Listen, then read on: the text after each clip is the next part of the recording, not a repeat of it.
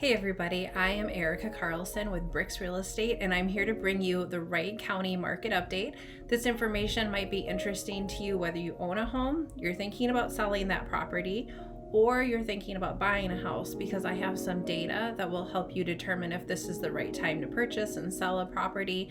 I do this every week, and if you're trying to get a hold of me or you have any questions other than commenting below, the link will bring you to my contact information, giving you free market reports on your neighborhood, the free seller and buyer guides for the summer of 2023 that's very particular to this time of year. So without further ado, let's jump into the data.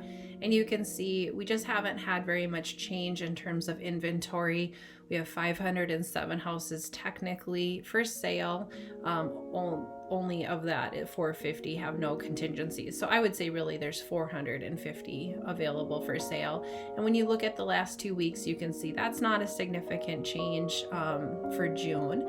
And then when we jump down to pending, hasn't changed too much, and either have the closings. So things are staying very steady out there in terms of things are kind of just moving at a similar pace, not going up, not going down. The more interesting data, and I'm sorry, I accidentally bolded 2 weeks when I just meant to focus on June 28th. It's interesting that we had a slight uptick in showing activity. And so what this means to you if you're selling a property or you're buying a property is that 4.5 showings per week per listing in Wright County is the average.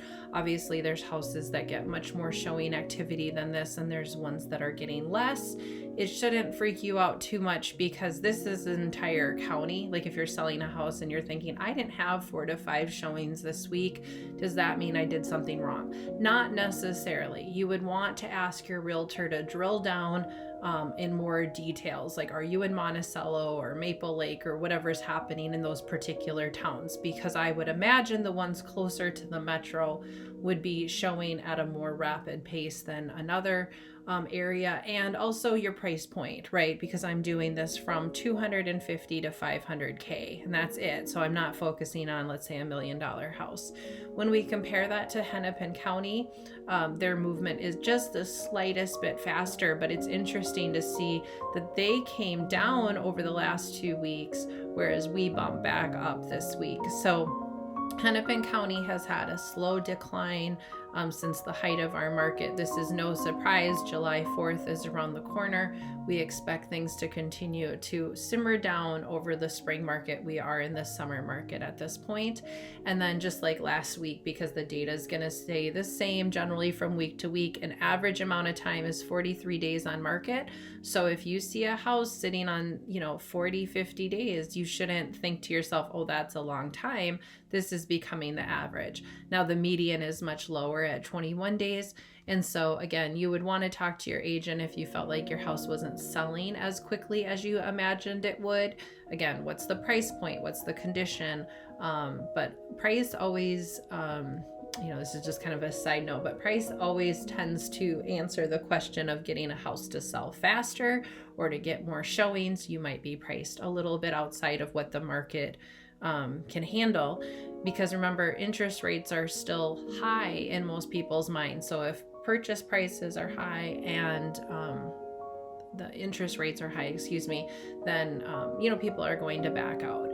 So with that in mind, absorption rate, which is a fancy way of saying that if not a single house further went on to the real estate market, and we just had to use what we had left, in 2.3 months we would be out of inventory completely. And then to further make that clear, that means we're in a seller's market. Now, as you look back, this is the last 2 years. You can see 21, 22 on the screen. The market was still moving much faster at this time in the last 2 years than compared to this year. This was around the time the interest rate started going up. And so it's interesting to see that we were still at a 1.4 last year, because in my mind, it felt like a switch was flipped and everything just really slowed down. And a lot of people I was showing houses to at this time last year were just out. They just, threw, they whatever they threw in their hat, was just kind of a dumb thing for me to say. They were done. They said the interest rates stuck up, and then they no longer could afford the house. Because you had to remember, every time the point went up, it was like they were like losing $50,000 worth of purchasing power.